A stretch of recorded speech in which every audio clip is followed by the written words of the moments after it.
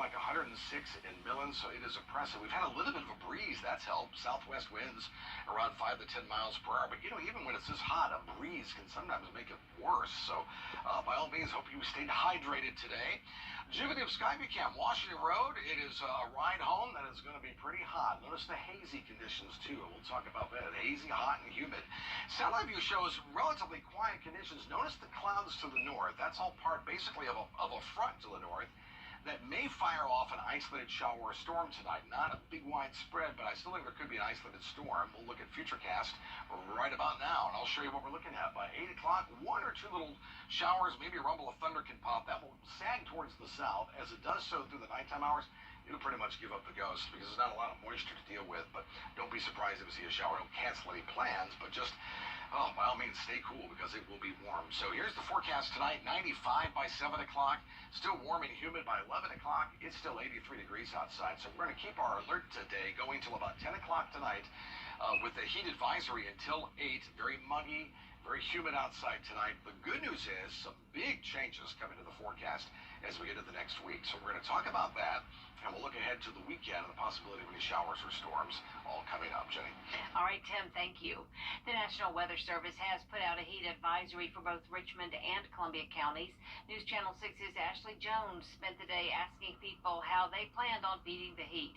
She's live now on Flowing Wells Road, where construction workers were working throughout the hot day. Ashley. Yeah, Jenny, as Tim has already mentioned, we're experiencing some of the hottest temperatures we've felt all year. So we hit the community just to ask some people how they're coping with these high temps. Now, most of us have heard to stay hydrated during the day to keep from suffering from things like heat exhaustion or even worse, heat stroke. But after speaking with some people who actually work out in the sun, we found that the real trick is to drink water and stay hydrated the night before the heat hits.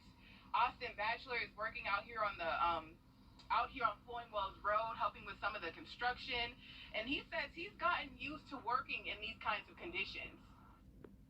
I always like a challenge. Even in the military, I chose the most physically demanding job I could. And then I got out and I just did it again. So. Now, health experts say if you don't have to go out, then don't. If you do, try and stay in cool and shaded areas. Also, check on your elderly friends and family members. Make sure they're staying hydrated as well. And your pets, those pets that are living outside, try to bring them inside for today until this heat passes over. And if not, just make sure they're getting plenty of fresh water. Live here in Evans, I'm Ashley Jones, WJBF News Channel 6. All right, Ashley, thanks for that report. Turning now to the rise in COVID cases across the country, fueled by the Delta variant. The CDC now says it's more contagious than Ebola or the common cold. It's also possible some vaccinated people may be able to transmit it as easily as those who are unvaccinated. The U.S. recorded its highest daily case number in more than 5 months on Wednesday, reporting more than 86,000 new cases. That's higher than any single day last summer.